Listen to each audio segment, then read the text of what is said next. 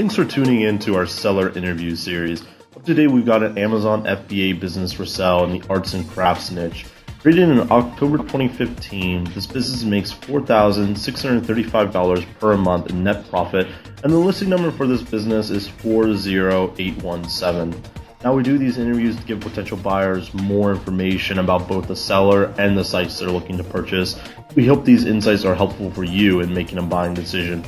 We've got the seller with us today to go through the business and cover everything from niche selection to traffic and monetization. Thanks for coming on, Evgeny.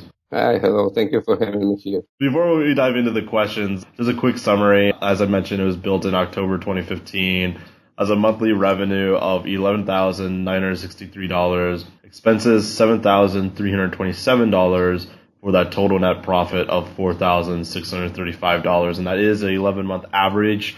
With the sale of the business, supplier and freight forwarder information will be included, as well as the website domain and site, raw and finished product imagery, as well as the current FBA inventory and a new Canadian channel that the business is currently expanding into.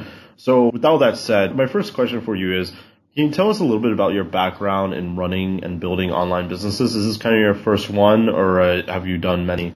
Actually, this is my first Amazon business, but I live in Israel and my business a consultant, always looking for some kind of passive income. So I tried eBay for many years, and then I tried day trading, like stocks trading, and then I came to Amazon FBA, and this is my first good business that I'm expanding right now. That's awesome, man. How did you come up with the idea to start this? Was it like, were you doing keyword research? You found a market for this, or is it just a product you were like really interested in? Actually, I took it very seriously, and I signed up for a really good course, and I was just following their system, and I'm expanding my knowledge, and this is how I found the product, the first one. Awesome. And, for someone that is brand new to online businesses and maybe has no real idea what Amazon FBA is, could you just briefly explain it, maybe in a couple sentences of what that is, how it makes money? Okay, first of all, it's very interesting and satisfying field. But the business model is that you're going to an existing market in US and find some kind of product that you can improve with relatively low competition. Then you go to China, find a supplier, make the improvement, make your branding, and then you send the inventory to FBA and start to promote the product. Yeah, exactly. So you get the product, sourced it, then you go to the Amazon warehouse, and they handle pretty much all the customers and all the logistics and customer support for the most part on sending your product out. You said this is your first business, as an Amazon FBA business has been going really well for you as far as fairly hands off. Why are you selling the business? Why not keep it and grow it? Actually, I need the money to reinvest in a new business I'm working on with my brother. We are developing some kind of e-commerce business that will involve Amazon and FBA as well and the other channels. So I'm looking for cash to invest in this business, in the new project. Awesome. So you're going to take the capital you get from this business and reinvest it into this new one? Yep, exactly. Excellent. The business, when you first built it, what was the trajectory of it? Did you find you were getting clients or customers coming in kind of right out of the gate when live on Amazon? Or did that take a while to build up? Actually, I started to be profitable after 1 month. That's great. The inventory landed on October 10, 2015. The inventory landed on Amazon and the listing became alive. And I think the first payment of November was profitable. It's a small profit, but still. That's awesome. So I believe in business, you don't need to wait to profit. You can profit just from the beginning. So yeah, I agree wholeheartedly with that. Plan. That's awesome. Now, what did you do in this business that maybe one lesson you're going to take from this business and apply it to the new business, something that just worked really well for you? You need to always educate yourself, and you need to improve the existing. Actually, all of my traffic for this product comes from organic ranking. Most of the main keywords are on the first page. So we do a little bit of PPC, but we always improve the listing and the content. And when the client searches for our product, we are on the first results. That's awesome. So that kind of answers another question I had about where your traffic is coming from. But is there anything that you have done that didn't work? Something you were like, oh man, I wish I really hadn't done that? You always try and learn. I don't regret nothing I did because the things that didn't work for me, I don't do them anymore. But if I won't do it, I don't know now if it was working or not. We did a little bit giveaways that now if I'll do it differently. But there is not something specific that I know I regret about it. Excellent. So we mentioned the traffic. What about the earnings? Is there any kind of seasonality with this product, or do you find that it's pretty even month over month? It's pretty even month of the month. There's small peaks in the summer, and there is a great peak during the holiday seasons like all the sellers have. But the product is pretty stable. It's not a seasonal one. Great. If we were going to pretend that you're going to keep this business and let's say you wanted to grow it, what would be the least risky path you'd focus on to grow this business? Least risky. First of all, I think we should add more products. And then we need to get traffic outside of Amazon, like social media, Facebook, Twitter, Instagram, bloggers. There's nothing been done in that direction yet, but those are the growing opportunities as I see them. And one thing to mention, we're selling in Canada for the past 4 months, and this is doing great. It's really a nice market. There's no competition there. We're getting like 5, 6, 7 sales a day, but the advertising cost is like $2.50 per day, so it's ridiculous. That's awesome. It's awesome, really. Would you do anything different? Let's say if you were incredibly risky and just wanted to grow the business as quickly as possible, or would you still focus on those other channels you just mentioned? Channels and products, and more products.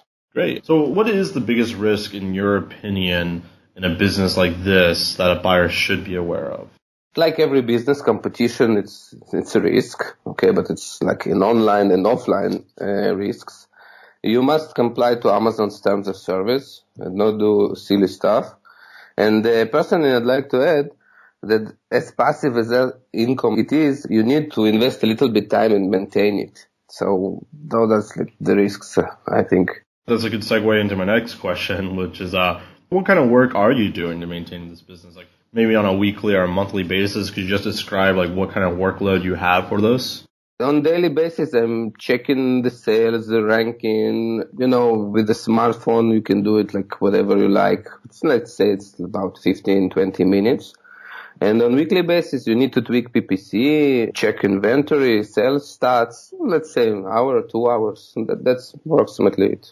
So you're also doing Amazon PPC campaigns? Yeah, of course. This is how you learn about your keywords and you get a little bit traffic. The PPC generates approximately 15 to 20% of the sales, so it's worth it. Definitely, absolutely.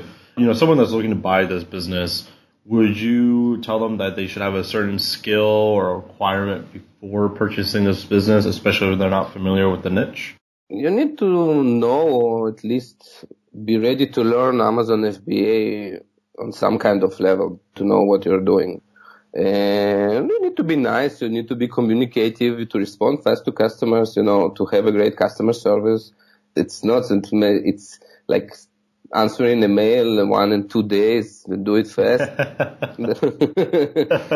There's nothing, it's not like you need to answer 10, 15 emails every day. It's once in a while, but you do it good and fast, and this is what you have to do. Excellent. Moving into some wrap-up questions here, would you be willing to sign a non-compete with the buyer? Of course. And how much support would you be willing to offer that buyer? I think 2 months of emails and phone or Skype calls as required will be no problem. Excellent. Obviously, the best case scenario here for both you and Empire Flippers is someone comes in and buys at full list price. But would you at all be open to a split or earn-out scenario? Say like, hey, look, I'll give you 80% up front and then the remaining 20% after this 2 months of training, something along those lines? Actually, it depends on the offer. As I mentioned earlier, I need the cash to develop the business with my brother, but it depends on the offer. I will definitely consider it. Right. They're always very case-by-case basis, right? Before I ask you my final question here, which is my quote-unquote hot seat question here, I just want to remind everyone out there listening in a quick summary of the business. It was built in October 2015, has a monthly revenue of $11,963. Expenses are sitting at $7,327 for a total net profit of $4,635. And that is over a 11-month average. With the sale, the supplier and freight forwarder information will be included, as well as the website domain and site.